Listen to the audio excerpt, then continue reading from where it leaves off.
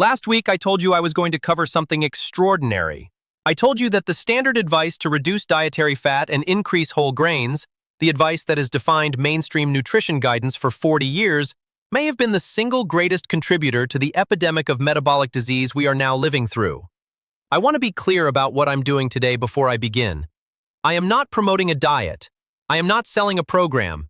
I am not telling you what to eat. I am walking you through the documented history of how a scientific hypothesis became government policy, how that policy shaped the food supply for 4 decades, and what the evidence now shows about the consequences. This is not a conspiracy. It is something more uncomfortable than a conspiracy. It is a story about how science gets distorted by institutional pressure, financial interest, and the human tendency to defend a position long after the evidence has moved on. I'm Dr. Zhang.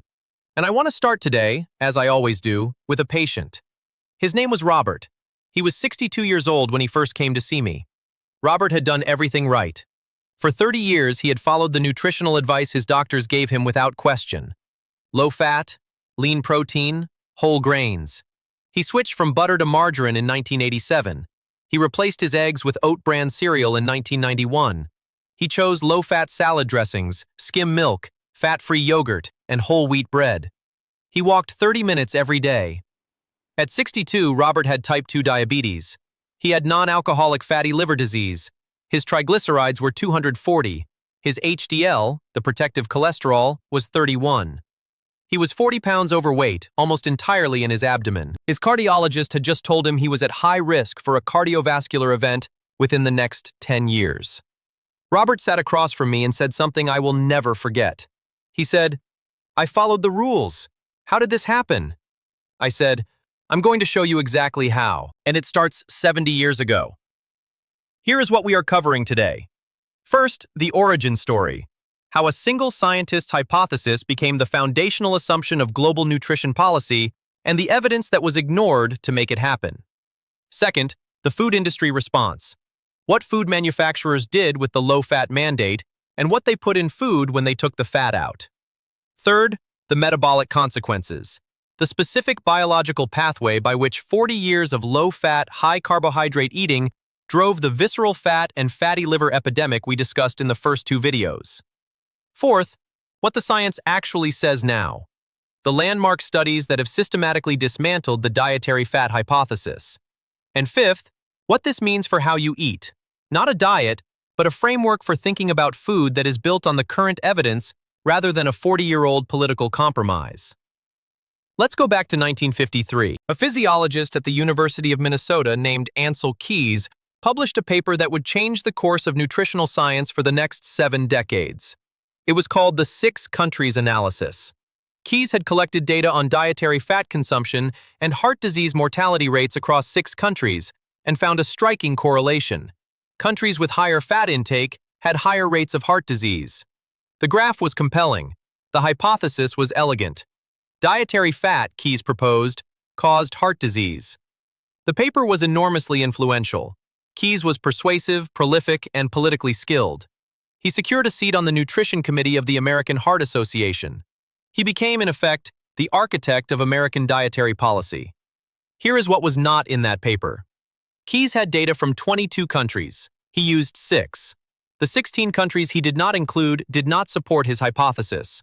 Finland and the United States, with high fat intake and high heart disease, were in. France and West Germany, with high fat intake and low heart disease, were out.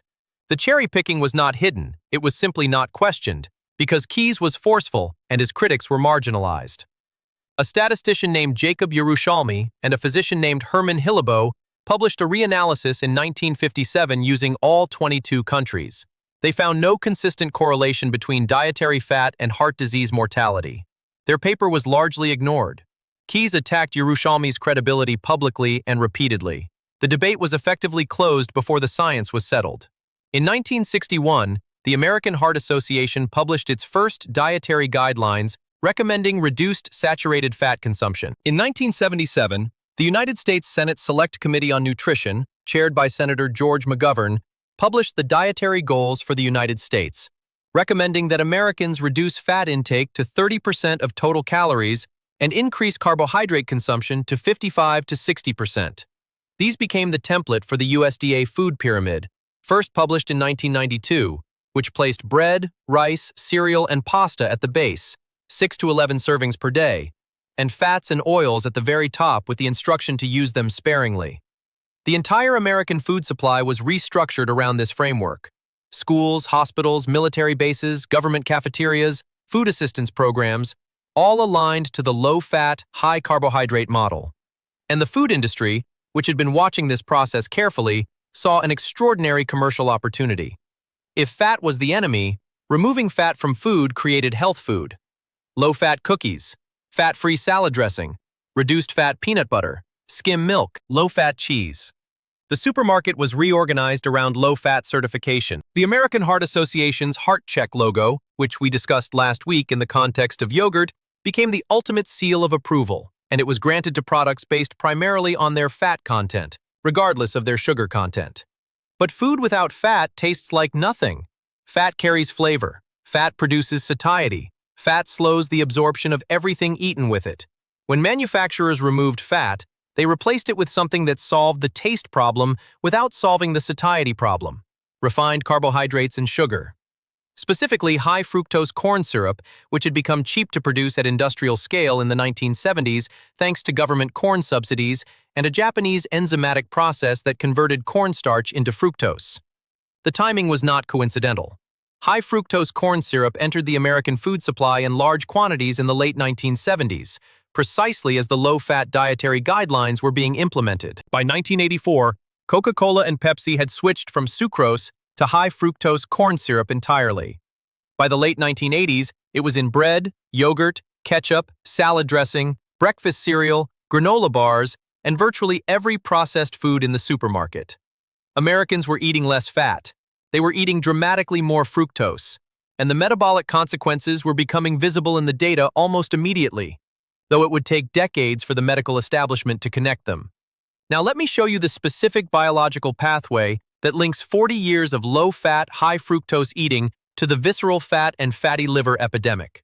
You already understand the fructose mechanism from our last video. Fructose bypasses normal carbohydrate distribution, enters the liver through unregulated GLUT5 transporters, overwhelms hepatic oxidative capacity, and is converted to fat through de novo lipogenesis. Triglycerides either accumulate in the liver, driving NAFLD, or enter the bloodstream, raising circulating triglyceride levels. We covered this in detail last week. But there is a second pathway that compounds the fructose problem, and it involves the replacement of dietary fat with refined carbohydrates more broadly. When you remove fat from a meal and replace it with refined carbohydrates, white flour, processed grains, added sugars, you dramatically change the glycemic profile of that meal.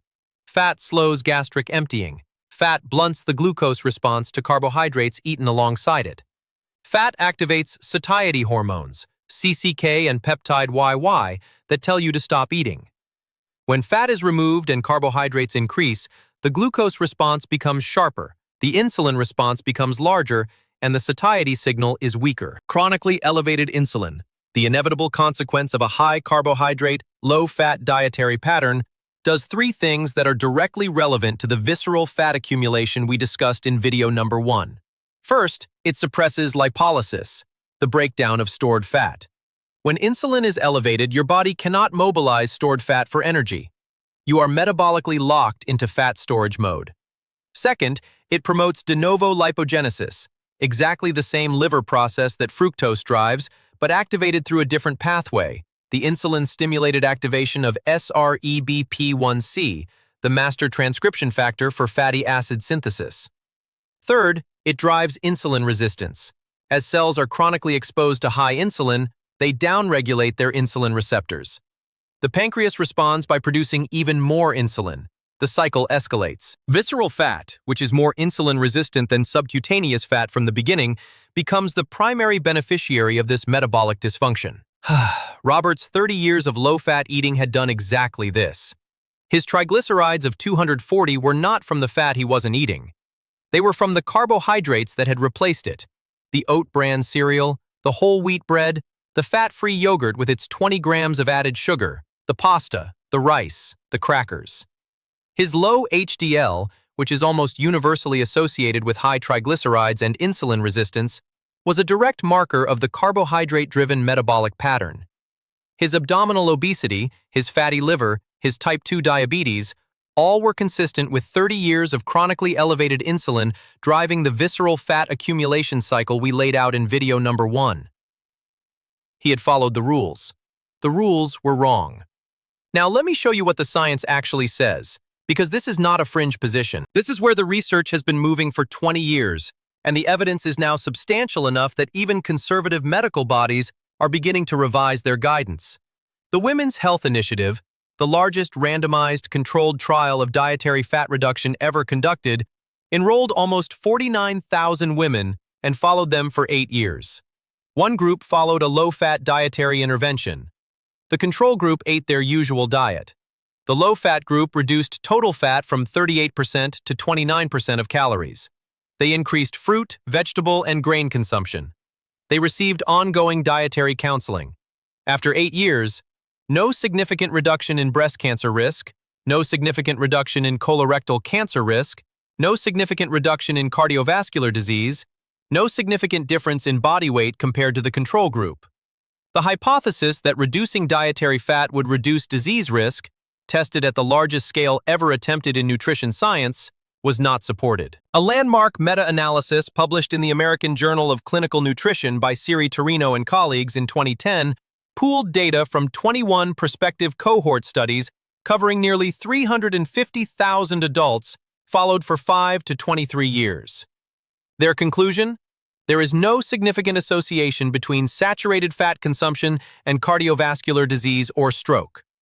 The foundational claim of the low-fat era, that saturated fat causes heart disease, was not supported in the largest synthesis of prospective evidence available.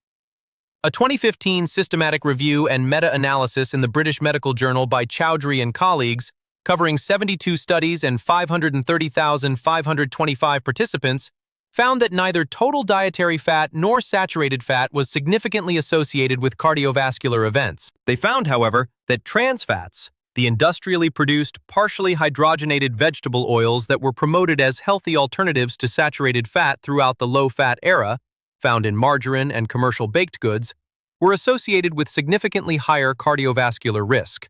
The very products promoted as heart-healthy replacements for butter and animal fat were doing more damage than what they replaced.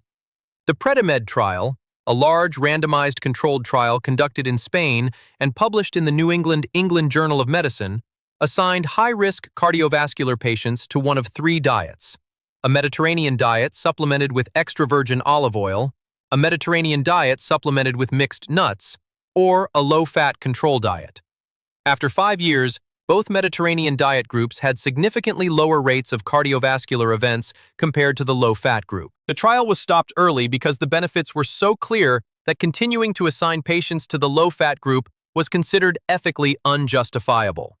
And a landmark paper published in JAMA Internal Medicine in 2016 by Kristen Kearns and colleagues revealed something that had been hidden in industry archives for decades.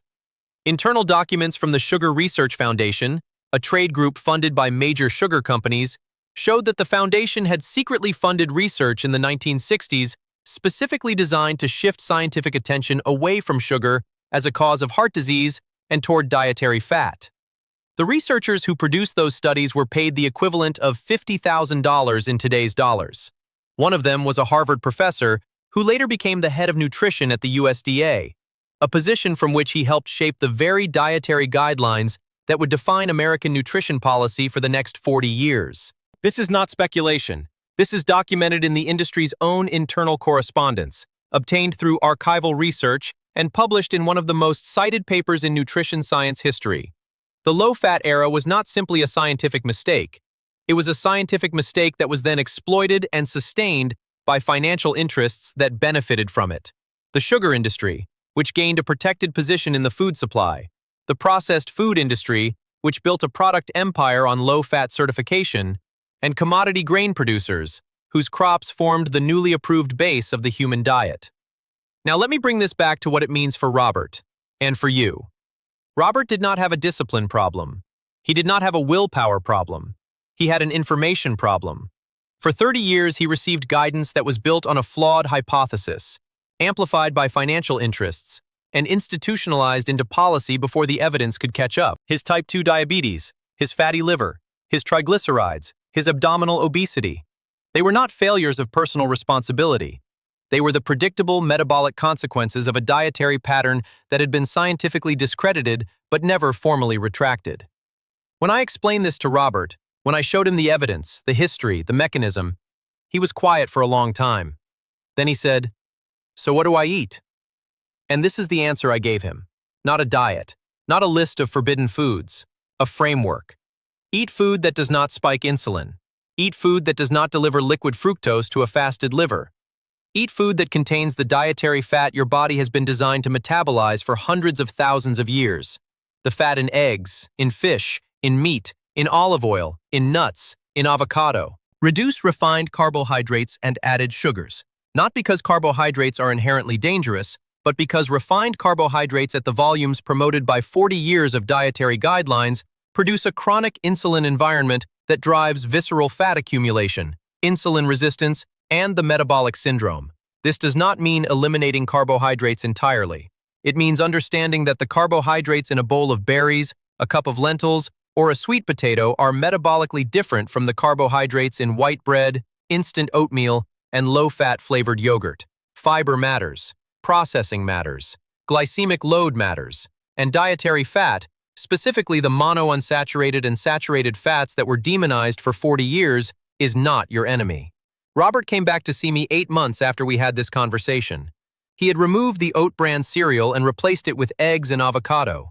He had replaced the fat-free yogurt with plain, full-fat Greek yogurt. He had gone back to butter. He had reduced his bread and pasta consumption. He had added olive oil, fatty fish, and nuts. He had kept his 30-minute daily walk. His triglycerides had dropped from 240 to 118. His HDL had risen from 31 to 52. His fasting glucose had normalized. His diabetes medication had been reduced by his primary care physician. His liver enzymes were normal for the first time in 12 years. He had lost 22 pounds, almost entirely from his abdomen. He had not counted a single calorie. He had not followed a named diet. He had simply stopped following advice that the evidence did not support. Robert said something to me at that appointment that I think about every time I sit down to make one of these videos. He said, "I feel like I've been lied to for 30 years, but I also feel like someone finally told me the truth." That is why I make these videos. The history I walked you through today, Ansel Keys and the cherry-picked data, the McGovern guidelines, the high-fructose corn syrup replacement, the Sugar Research Foundation's buried documents, the Women's Health Initiative results that contradicted 4 decades of policy, none of this was taught to most people. It was buried in academic journals, in archival research, in congressional records. It required years of investigation by researchers who were willing to challenge institutional consensus. I translate that research so you don't have to. If this video gave you something that changes how you understand your health, and I believe it did, please share it with someone who is still following 40-year-old dietary advice because no one has shown them the evidence. They deserve to know this. Subscribe if you haven't already. In my next video, I'm going to cover something that sits at the intersection of everything we've discussed in the first 3 episodes. The specific blood tests that actually tell you the truth about your metabolic health, the ones your annual physical doesn't include, and exactly what to ask your doctor to order. I'm going to show you what each number means, what the reference ranges should actually be based on current research rather than population averages, and how to use those numbers to track the interventions we've been discussing. I'm Dr. Zhang. Thank you for being here. The truth about your health is worth knowing.